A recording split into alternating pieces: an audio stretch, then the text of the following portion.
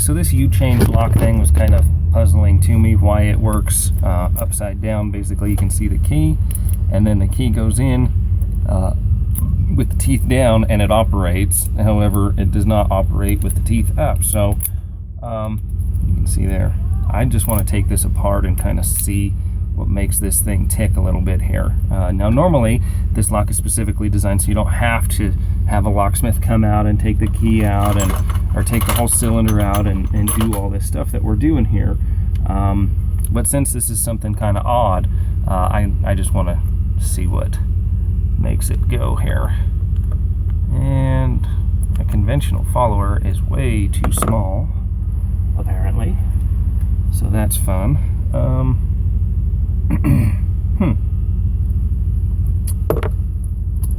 Okay, we'll use big one. Cow, this thing is freaking huge. Oh, look at that. That is what I'm going to have to use for a follower for this. That's kind of odd already. Lots of strange things about this.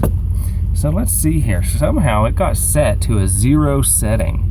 Right there, you can see how all the pins are level and even. And you can see over here all these little finger things on the side. So I'm guessing, let's see here. When we insert this in, what exactly happens?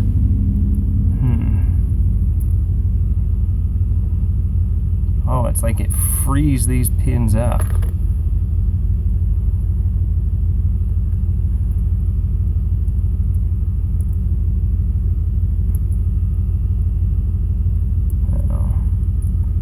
May have created a bit of a mess here. Well, that's okay. It doesn't even work anyways.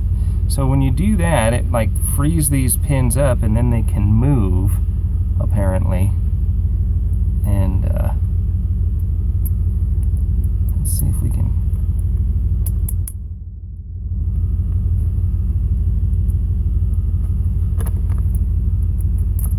Oops. Keep breaking all these little pieces here.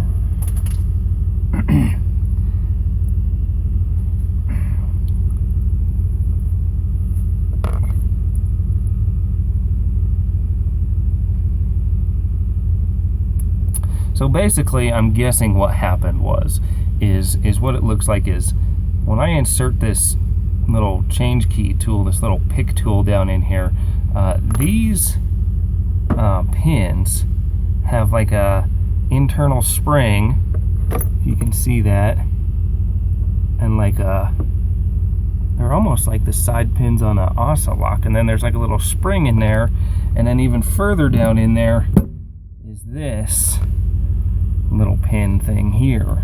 Okay, so this little pin thing is where this is what sets that. So when you turn the lock over and then you insert this into there, that's what sets this.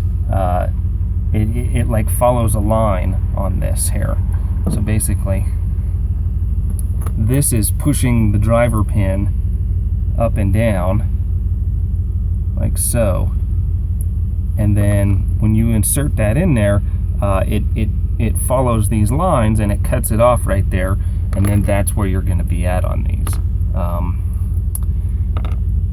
Pretty complicated little setup here. I don't know if I can get this thing back together all the way or not, but it looks like these, you got to make sure that little piece is on the side. Make sure your other little spring deal is in there. Which way do these go? This is really a complicated unit. You know, as far as high security stuff goes, I wouldn't consider this a high security unit at all. But that's what I'm guessing is the problem with this one, is that they went to change it and they made an error in doing so, and they rekeyed it upside down and left a flat key, so it'd be basically all 0 bitting. That's what it looks like here. So to put these all back together, you got to have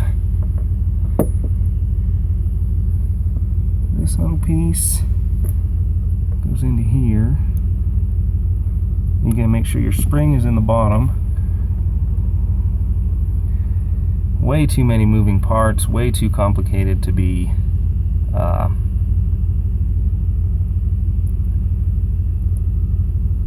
long-term endurance type of locking system.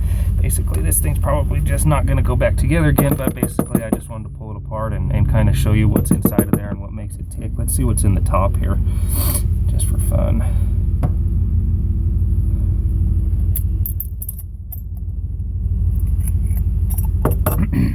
So it is kind of designed like a conventional pin tumbler lock in the top. These pins are kind of nifty. They're hollowed out and they have these kind of springs in there. So basically nothing of a conventional type of lock is really going to work that well in here. The hole's just too odd sized. You know, it's all proprietary and customized to those specific needs. So it's kind of hard to tell exactly why that would rekey or how that would rekey. I guess when you turn it over, it has the bitting, and then when you insert the tool, it resets, and then you put the new key in, and then you line it up with all those parts there. So that's the U-change lock. You know, I've seen these things pick. They pick pretty easy. You know, doesn't look like they have any kind of drilling resistance or anything like that. So that's going to be the basics of this particular unit right here. For more information, check out the website below.